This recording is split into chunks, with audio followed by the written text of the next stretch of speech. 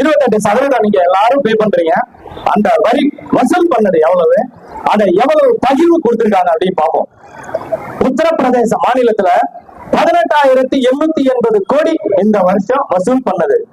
அவங்களுக்கு ஒன்றிய அரசு திருப்பி கொடுத்த பணம் 13,089 கோடி. நீங்க பாத்தீங்கன்னா ஒரு 70-80% வரி பணத்தை திருப்பி கொடுத்திருக்காங்க. பீகார் மாநிலம் கேள்விப்பட்டிருப்பீங்க, அது ரொம்ப பின்தங்கிய மாநிலமா தான் இன்னும் இருக்கு. அந்த மாநிலத்துல ஜிஎஸ்டி வரி வசூல் பண்ணது 4,731 கோடி. அதுல அவங்களுக்கு திருப்பி கொடுத்தது 7,338 கோடி பணத்தை திருப்பி கொடுத்திருக்காங்க. பாத்தீங்கன்னா 220% அதிகமா கொடுத்திருக்காங்க. அதுக்கு அடுத்ததா ஒரு மாநிலம் மத்திய பிரதேசம். அந்த மாநிலத்துல ஜிஎஸ்டி வரி வசூல் பண்ணது 7,384 கோடி. ரிட்டர்ன் இவங்க கொடுத்தது ஒன்றிய அரசு கிட்ட இருந்து 5,727 கோடி திருப்பி கொடுத்திருக்காங்க. நம்ம தமிழ்நாடு அடுத்ததா பாக்குறோம். நம்ம தமிழ்நாட்டுல இருந்து எவ்வளவு வரி வந்திருக்குன்னு பாருங்க. 23,661 கோடி வசூல் செய்யப்பட்டிருக்கு. நீங்க எல்லாம் வரி பணமா பே பண்ணிருக்கீங்க. 23,600 கோடின்னு வச்சுக்கோங்க அப்ராக்சிமேட்டா. இந்த பணம் எங்க போச்சு, நம்ம கிட்ட எவ்வளவு திருப்பி கொடுத்திருக்காங்கன்னு பாத்தீங்கன்னா 2,976 கோடி. 8 கோடி தமிழர்களும் என்ன பாவம் செஞ்சீங்க, நம்ம என்ன துரோகம் செஞ்சோம், ஏன் நமக்கு வரி பணம் கொடுக்கல பாத்துக்கோங்க.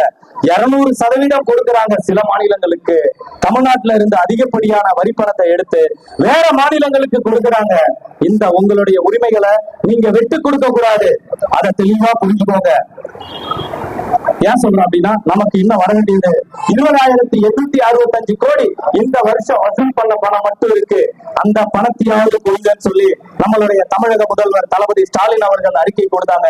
இந்த பணத்தையாவது திருப்பி கொடுங்க. 8 மாவட்டங்கள் தண்ணியில தத்தளிக்குது, ஒரு 5,000 கோடி கொடுங்க, என் மக்களை நான் காப்பாற்றணும். செவி சாய்க்கல, கண் இமைக்கல, என்ன வேணாலும் பண்ணு, ஆனா ஓட்டு வாங்க மட்டும் இன்னைக்கு ஒவ்வொரு தெருவா ரோட் ஷோ பண்றாங்க. இது எவ்வளவு கொடுமையான விஷயம், இத பொதுமக்கள் தெளிவா புரிஞ்சுக்கணும். நம்மளுடைய வரி பணத்தை மீட்டெடுக்க திருவள்ளுவர் பாராளுமன்ற வேட்பாளராக திரு சசிகாந்த் செந்தில் அவர்கள் களமிறங்கி இருக்காங்க. இவரை போன்ற வேட்பாளர்களுக்கு நீங்க வாக்களித்து இவர்களை பாராளுமன்றத்துக்கு அனுப்புனீங்கன்னா தான் உங்களுடைய வாழ்வியல் உரிமைகளும் வாழ்வாதாரமும் மீட்டெடுக்கப்படும்.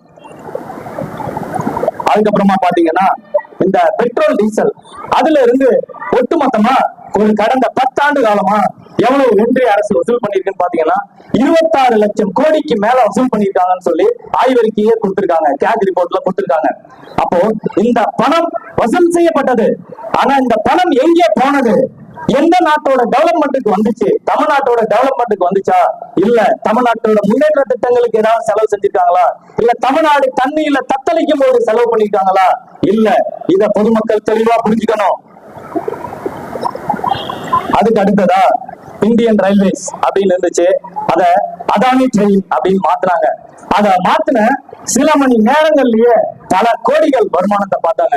400 ரூபாய் டிக்கெட் 800 ரூபாய். ஒரு கொடுமையான விஷயம், பிளாட்ஃபார்ம் டிக்கெட் 2 ரூபா 3 ரூபாய்க்கு இருந்த டிக்கெட்டை 50 ரூபாய் டிக்கெட் ஆக்குறாங்க. யாராவது கேட்டீங்களா? என்ன கொடுமையான விஷயம். நம்ம என்ன 50 ரூபாய்க்கு டிக்கெட் எடுத்து ஒரு 5 கிலோமீட்டர் 10 கிலோமீட்டர் என்ன டிராவலா பண்றோம்? கிடையாது. நம்ம என்ன அந்த பிளாட்ஃபார்ம்ல போய் ஒருத்தர் லக்கேஜை கொண்டு போய் கொடுத்து ஏற்றி விட்டு வர போறோம்.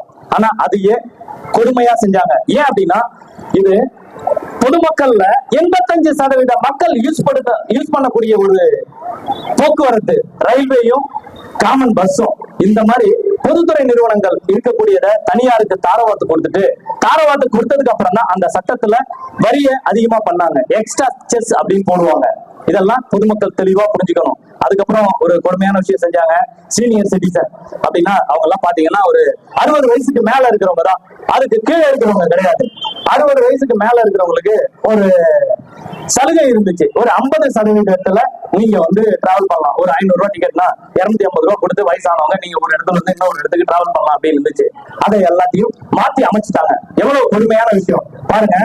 அந்த சட்டத்தை சீனியர் சிட்டிசனுக்கு கொடுத்திருந்த சலுகையை ரத்து பண்ணதுனால மட்டும் ஒரு ஆண்டுல 1,500 கோடி ரூபாய் வருமானம் ஈட்டி இருக்குது அதானி ட்ரெயின்.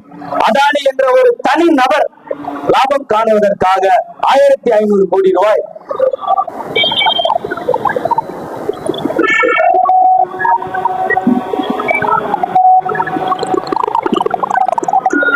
தண்ணி கூலிங் வாட்டர் வேணாம், வேற வாட்டர் அந்த கடையில் வாங்கிட்டு வா.